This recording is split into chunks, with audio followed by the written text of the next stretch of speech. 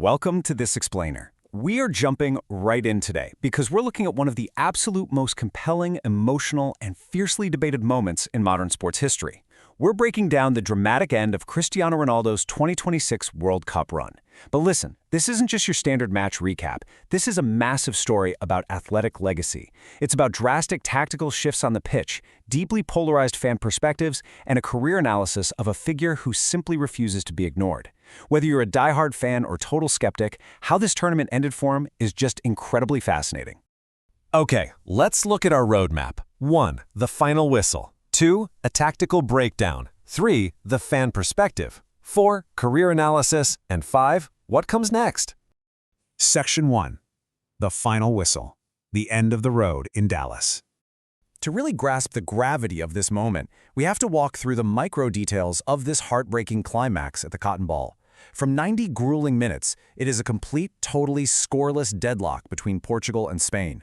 Nobody is giving an inch. But then, right in the 91st minute, deep into stoppage time, Spain's Mikel Merino strikes this last gasp winner. Just like that, the final whistle blows. Portugal is eliminated 1-0, and the cameras immediately pan to a 41-year-old Cristiano Ronaldo, who is visibly in tears on the pitch. In literally a matter of seconds, his final World Cup dream just evaporated.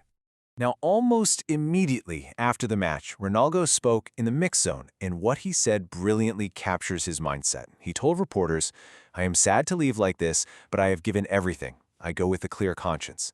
The big takeaway here is his total lack of regret. Despite the crushing loss, he is emphatically at peace with his effort. He absolutely refuses to let the emotion of the defeat overshadow his belief that he left every single thing he had out on that field. Section 2. Tactical breakdown. The changing style of CR7. To truly unpack this exit, we have to look objectively at the tactics, and this next number is wild. 0. That is a real, shocking statistic straight from Opta-Joe. 0 is the exact number of dribbles Ronaldo completed in over 500 minutes of play across both the 2022 and 26 World Cups combined. I mean, just think about that for a second. For a player who built his entire early career just terrifying defenders with his footwork, playing 2 consecutive World Cups without a single successful take-on, that is a staggering tactical reality check. The transformation over the years is night and day. Historically, we all know Ronaldo was this explosive winger, right? Known for searing pace, taking on fullbacks, dynamic chance creation. But his 2026 reality is a static poacher. His focus is now entirely confined to the penalty box with 0 take-ons, making him almost completely reliant on his teammates to provide the service. He basically evolved from being the engine of the attack to being the final stationary endpoint of it. So what did this tactical shift actually yield in 2026? Well, as a 41-year-old, it's pretty incredible he was still playing full 90-minute matches. He managed 3 total goals in the tournament, 2 against Uzbekistan and 1 penalty conversion against Croatia. But here's why this really matters tactically. Critics heavily argued that his mandated presence in the starting 11 severely restricted the movement and fluidity of Portugal's other much younger attacking stars. The debate basically raged on over whether his goal-scoring output justified the structural limitations he placed on the rest of the squad. But let's look at the counterargument, and this comes directly from Portugal's manager, Roberto Martinez. He vehemently defended his captain. He said, "When you are a team who need a goal, you cannot take him off. Anything in the box, you need his experience." Martinez stood totally firm on this. He believed Ronaldo's physical capability, his aerial threat, and just his sheer aura in dead ball situations made him structurally necessary. He completely dismissed the idea that Ronaldo was any kind of tactical burden. Section 3. Fan perspective. Polarized reactions. Public reception to his exit, as you might guess, was anything but unified. Online and in the media, the backlash was swift and remarkably harsh. Fans and critics were accusing him of being an utterly charmless individual with a fragile ego. Some even went so far as to call him a shameless propaganda machine. They fiercely criticized his tendency to take the lion's share of the glory for collective team wins, while allegedly taking 0 accountability for the failures. It really highlights how his immense self-confidence often rubs a significant portion of the footballing world the absolute wrong way. Yet juxtaposed against all that intense online heat is Ronaldo's absolute defiance.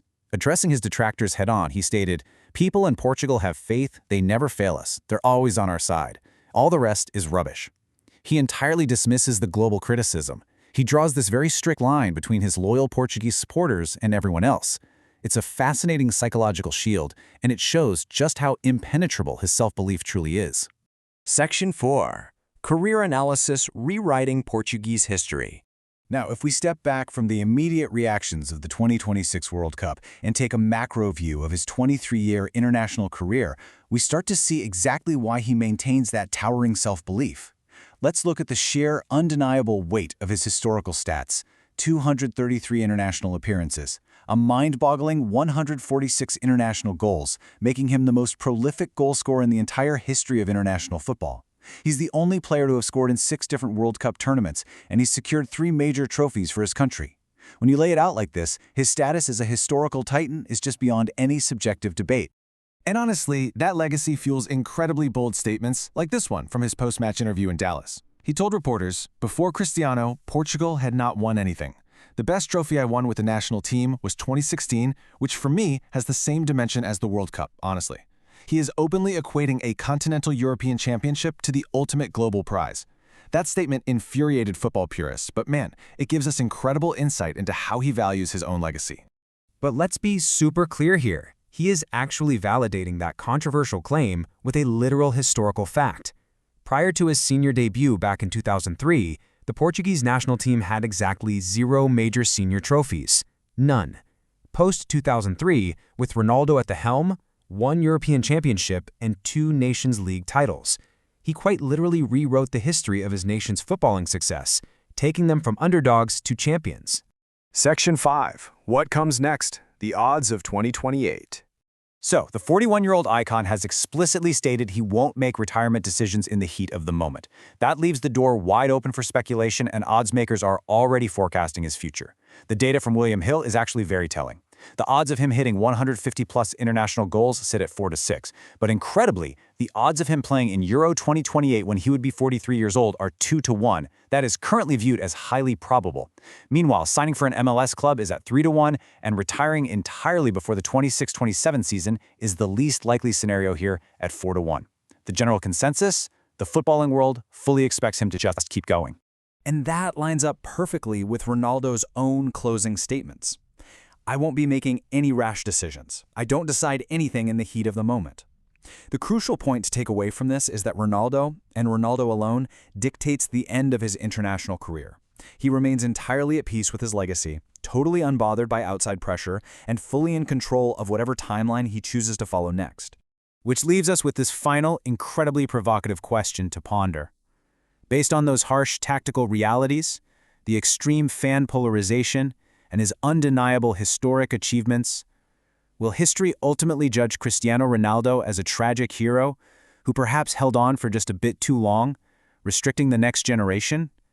Or will he be forever remembered simply as the undisputed architect of modern Portuguese football? It is a deeply complex, fascinating dual legacy. Thank you so much for joining me for this explainer. I hope this breakdown gave you a fresh perspective on one of sport's most captivating figures. Keep exploring, and I'll catch you next time.